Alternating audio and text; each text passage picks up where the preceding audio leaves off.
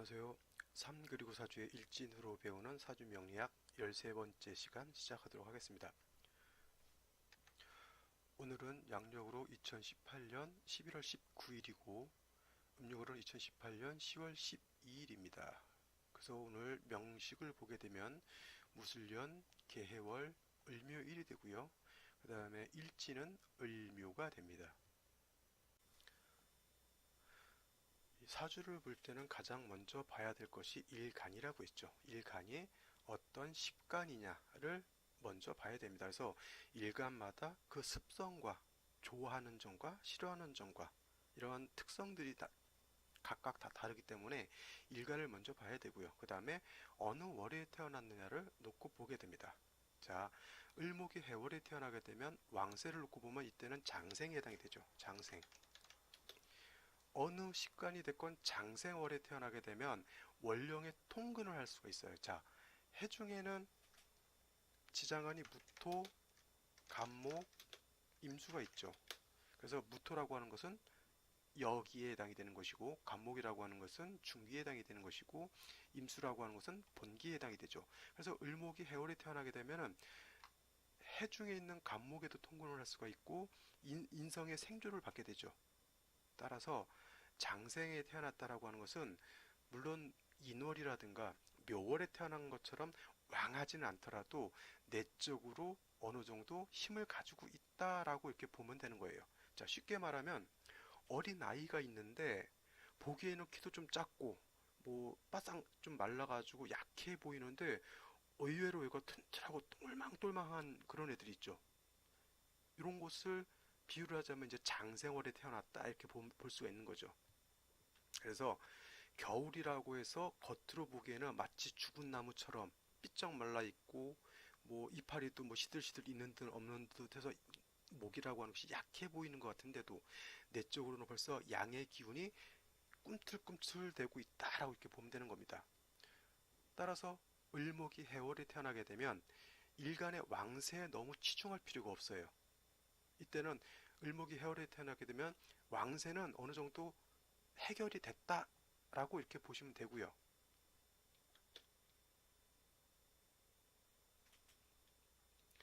또 음간이라고 하는 것은 양간하고 좀 달라가지고 너무 왕세에 치우칠 필요는 없어요. 왜냐하면 비유를 이렇게 한번 해볼까요? 양간이라고 하는 것은 남자에 해당이 되는 것이고 음간이라고 하는 것은 여자에 해당이 된다 그랬죠. 그래서 남자 같으면 일단 튼튼한 게 좋겠죠. 남자가 어디 나갔는데 비리비리 해가지고 뭐 다리 풀려가지고 제대로 걷지도 못하고 이러면 좀 그렇잖아요, 그죠? 그래서 양간이라고 하는 것은 일단은 왕해야 된다고 보면 돼요. 그래서 양간은 왕하게 되면 재성이나 관성을 임의로 막 취용할 수가 있다 그랬죠. 근데 음간이라고 하는 것은 여성과 같아요. 여자가 뭐 역도 선수처럼 막 우락부락하면 필요가 뭐가 있겠어요, 그죠? 그러니까 음간은 음간으로서 그거에 대한 어떤 조화만 맞추면 되는 거기 때문에 너무 음간 같은 경우 왕세에 치중할 필요는 없다. 왕세보다는 사주의 전반적인 조화가 더 중요하다. 이렇게 생각하면 되는데 사주의 전반적인 조화라고 하는 것은 그 중에서 가장 큰 개념이 뭐냐면 조후라고 하는 개념이죠. 조후. 이 조후라고 하는 개념은 뭐예요? 기후를 살기 좋게 적정하게 맞추는 것을 말하죠. 한여름인 4월이나 미월은 너무 뜨거워요. 반대로 해월이나 자월이나 축월 같은 경우는 엄동설한이라고 해서 엄청나게 춥습니다. 우리가 일반적으로 뭐 지구가 온난화가 돼서 겨울에도 안 춥다. 명리는 그런 개념으로 보시면 안 되고요. 겨울은 춥다. 엄청나게 춥다. 해자 축월은 시베리아라든가 북극이라든가 남극을 생각하셔야 되는 거고요. 4, 5, 미월 여름이라고 하는 것은 적도 지방이라든가 아프리카 같이 열대 지방을 생각하셔야 되는 거예요. 그래야 사주를 볼 때 좀 이해가 빨리 됩니다. 그래서 이 조후라고 하는 것은 기후를 맞추는 것인데 해자 축월에는 추우니까 뭐가 필요한 거예요? 화가 필요한 것이고 그 다음에 4, 5, 미월은 더우니까 수가 필요한 것이죠. 그래서 왕세에 치우치지 않고 사주 전반적인 중화를 맞춘다. 이런 개념에서는 이 조우라고 하는 개념이 굉장히 크다는 얘기죠. 그래서 을목이 해월에 태어나게 되면 왕세는 크게 문제될 것이 아닌데 반드시 뭐가 있어야 되냐면 화가 있어서 그 차가운 기후를 따뜻하게 해줘야 됨이 아주 절실하게 필요한 것이 되는 겁니다. 따라서 해월에 태어난 을목은 원령이 인성인 수에 해당하므로 식상엔 화를 얻어서 차가운 기후를 따뜻하게 해야 을목 자신의 기운을 바깥으로 표출할 수가 있죠. 을목이라고 하는 것, 목이라고 하는 것이 자신의 기운을 바깥으로 표출한다라고 하는 건 뭐냐면은 잎사귀를 피우는 것도 마찬가지가 될 것이고, 그 다음에 때가 되면 꽃을 피우는 것도 해당이 될 거예요. 자, 목의 목적, 나무라고 하는 것의 목적은 두 가지 목적이 있다고 했어요. 갑목할 때 제가 설명을 드렸는데, 갑목 같은 경우는 뭐예요? 배에다가 작벌에다가 궁궐의 기둥 같은 동량지목을 쓰는 목적이 있고, 을목 같은 경우는 동량지목으로서의 목적이 아니라 꽃을 피우는 목적이 있는 것이죠. 그래서 겨울에 해자축월에 을목이 태어나게 되면 추워서 꽃을 피울 수가 없게 되는 거죠.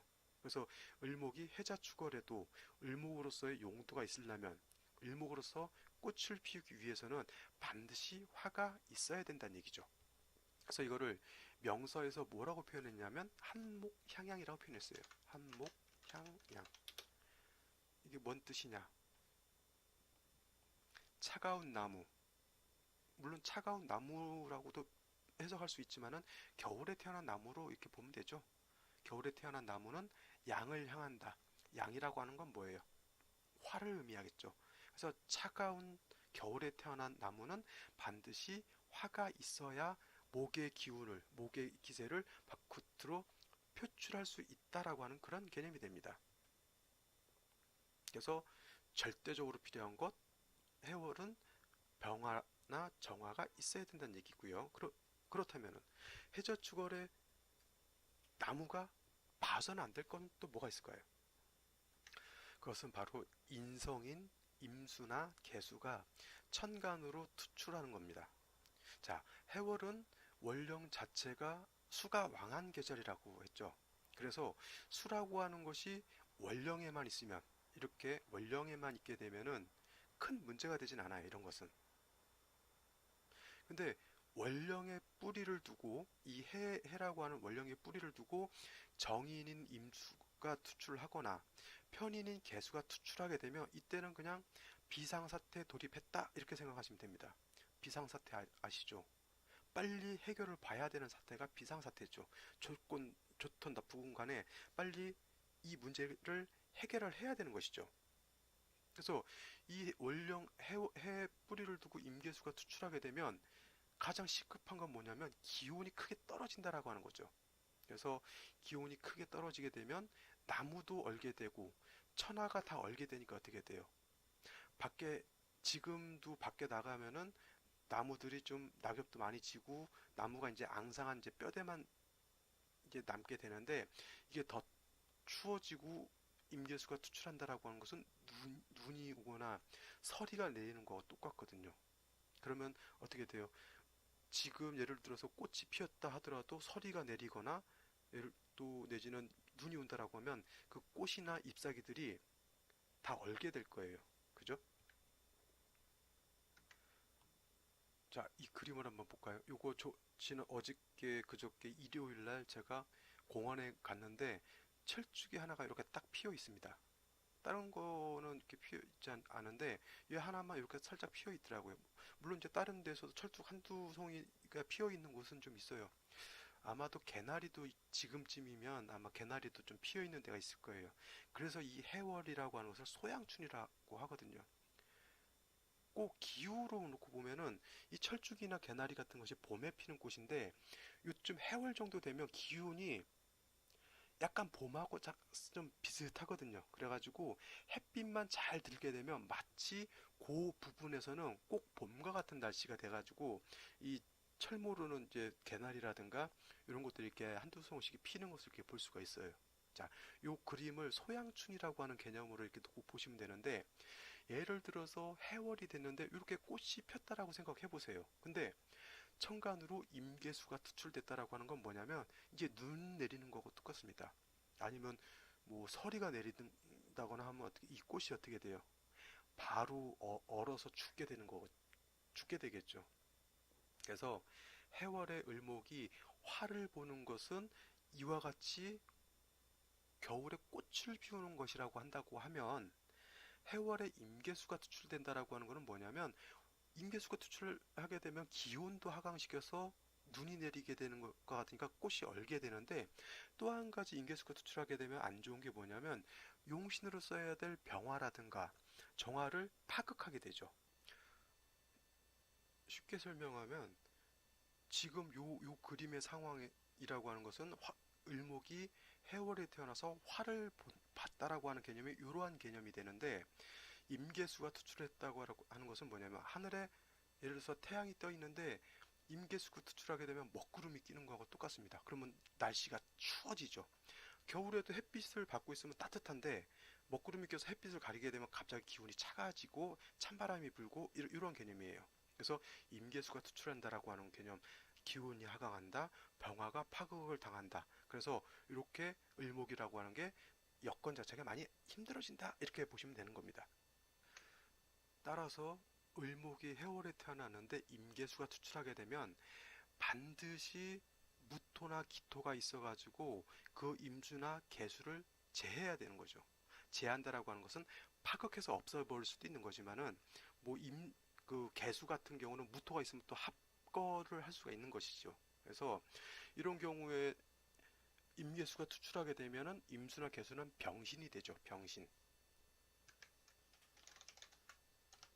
병신 하니까 약간 어감이 좀 안 좋긴 한데 요거는 임계수가 투출하게 되면 병이 되는데 같이 무기토가 같이 천간에 투출해서 이 임수나 개수를 제하게 되면 무토나 기토는 뭐가 돼요? 이건 약신이 되는 거예요. 병을 구제하는 약신이 되죠. 그럼 용신은 뭐가 될까요? 용신이라고 하는 건 뭐냐면 이 사주에서 가장 핵심적으로 써야 될 것이 용신이 되는 것인데 을목이 해월에 태어나게 되면 가장 기묘하게 쓸 용신은 뭐죠? 병화죠, 병화. 병화가 있는 것이 가장 좋을 것이고 병화가 없다라고 하면 부득이 정화를 쓸 수도 있겠죠. 그래서 화인 병정화가 이 사주의 용신이 될 것인데 지금 연, 월, 일, 3주 내에는 화가 없어요. 물론 술중 정화가 있긴 한데 이거는 거의 뭐 쓰기가 좀 힘든 상황이죠. 개수 이렇게 뭐 수가 왕한데 뭐 저 안에 불씨 하나만 가지고 따뜻하게 하기는 좀 부족하죠. 그래서 용신은 병정화가 될 것이고 해월의 병정화는 약하기 때문에 목이 있어서 병정화를 생해준다라고 하면 얘네는 뭐가 되냐면 희신이 되는 거예요. 희신. 용신을 도와주고 용신을 보좌해주는 희신이 되겠죠. 이것이 용신, 희신, 병신, 약신을 구분짓는 기본적인 개념이 되는 겁니다.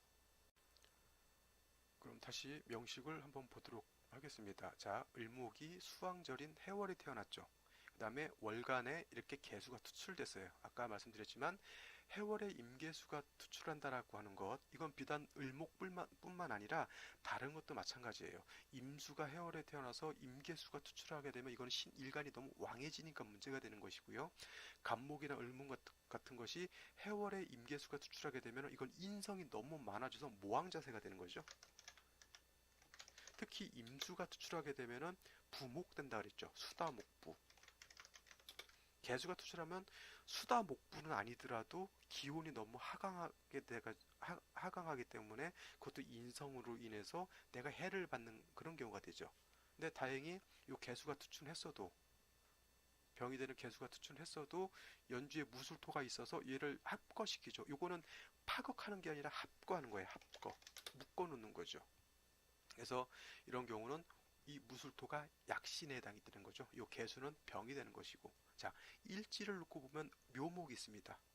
그래서 이 묘목은 연지가 아니죠. 월지에 있는 묘하고 해묘가 합을 하죠. 이런 것을 반합한다 그러죠.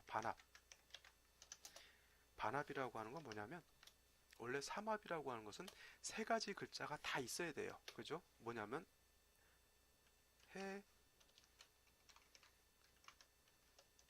해묘미가 있어야 이것은 완전한 목국이 되는 거죠. 해묘미 목국. 근데 한 글자가 빠지는 경우가 있어요. 미가 빠져서 해묘가 된다거나 해가 빠져서 묘미가 된다고 했을 때는 한자가 빠졌다 그래서 반만 합한다 해서 이게 반합이라고 하는 거예요. 이런 경우도 합력이 인정이 된다라고 하는 것이죠. 그래서 이렇게 묘와 묘가 있으니까 을묘일주가 돼서 묘가 있으니까 해묘가 이렇게 합을 하게 되면 목이 이때는 좀 많이 왕해지는 거죠. 이거는 이제 을목이 엄청나게 세력을 갖춘다라고 이렇게 볼 수가 있는 거예요. 그래서 이 경우에는 생시에서 반드시 화가 있게 되면은 사주의 중화가 이루어지는 것이 될 겁니다. 뭐 목이 있어도 상관이 없는데 목보다는 화가 있어 있는 것이 더 좋겠고요. 보지 말아야 할 것은 생시에서 다시 수가 왕해진다거나 다시 금이 있어서 수를 생해주는 것은 좋다고 볼 수가 없겠죠. 이 병자실 한번 봐볼까요? 이 병자시가 된다고 하면 자 시간으로는 병화가 투출됐어요. 을목 입장에서 보면 상관이고 이 개수가 병화를 극할 것 같은데 무토가 이렇게 붙들고 있으니까 얘가 얘를 극하러 못 가요. 이건 병화는 살아 있습니다. 그래도 일찍 시지가 자수기 때문에 수가 다시 왕해지는 거는 뭐 좀 안 좋다 하더라도 그래도 이렇게 목이 왕해짐으로 인해서 화가 살아날 수 있는 여건은 됩니다. 그 다음에 뭐 술에도 병화가 어느 정도 뿌리는 둘 수가 있으니까 비록 자시라 하더라도 이 병화가 어느 정도 세력은 있다 이렇게 놓고 볼 수가 있겠죠. 이거 뭐 자묘 뭐 형이 된다 형이 돼서 물론 형이 되면 안 좋겠지만 그래도 형이 돼서 나쁜 것보다는 화를 얻어서 조우하는 게 더 낫겠죠. 같은 병화가 투출돼서 들어온 게 병술씨가 있죠. 또 병술씨.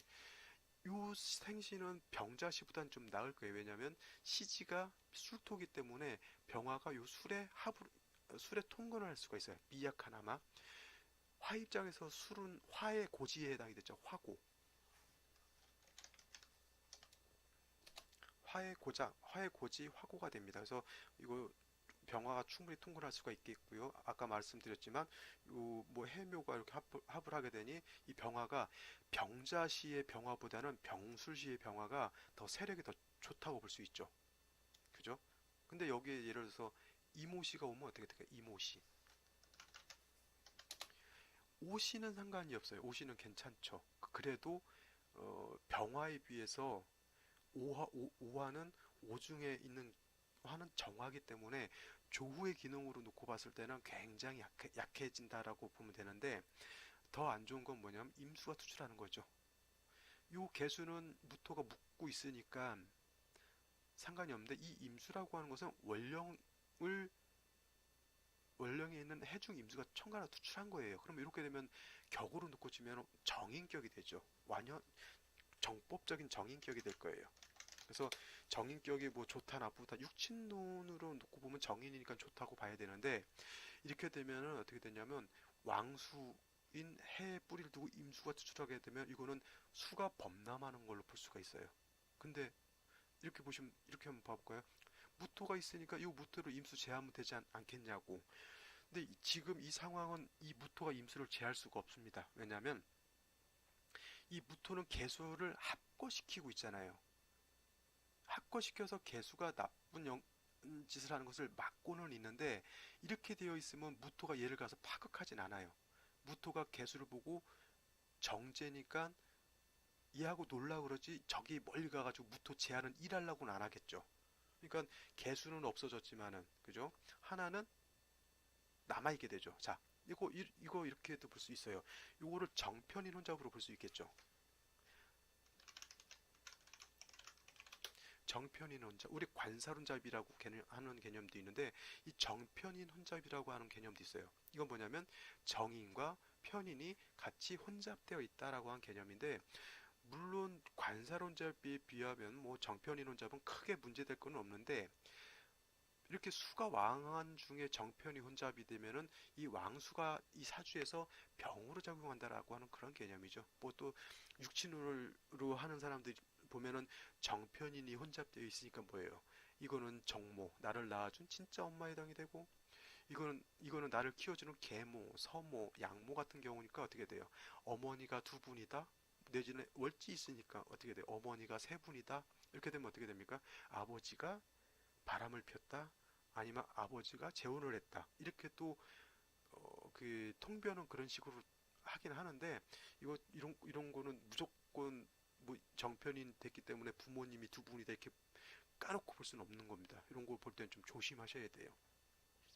이거 정편인 혼접이라고 하는 개념이 있다는 것도 좀 생각을 한번 해보시면 되고요. 자, 갑신시나 울효시는 뭐 어떻게 돼요? 갑신시를 한번 볼까요?